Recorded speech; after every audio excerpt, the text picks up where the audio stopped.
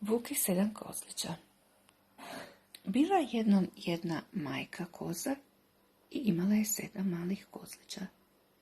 Jednog dana ona nakani poći na tržnicu po hranu, pa reče svoje djeci: ne otvarajte vrata nikome osim meni.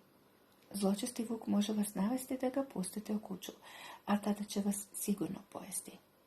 On ima crne šape i hrapav glas. Vuk ih je cijelo vrijeme promatra.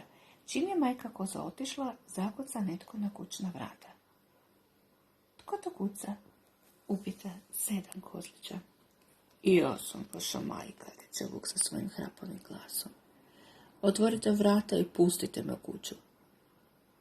Kozlići kroz prozorčić opase vuče šapu. Ne puštamo mi tebe, odgovorio oni.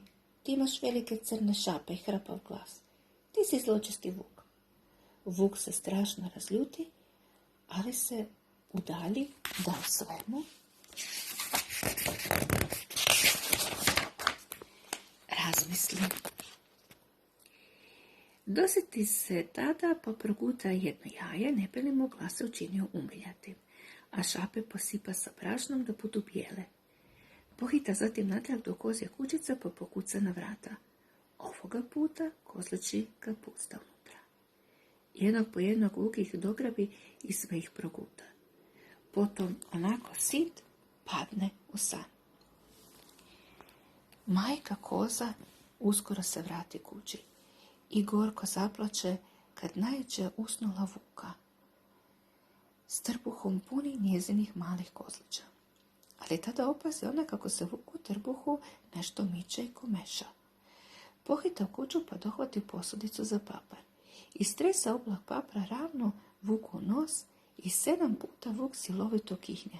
A čiha! I svaki put kad je kihnuo, iskoče mu iz gubice po jedan maleni kozlić. Vuk je kihao i kišući pobjegao iz šume. Pa ga u njoj nikada više nitko nije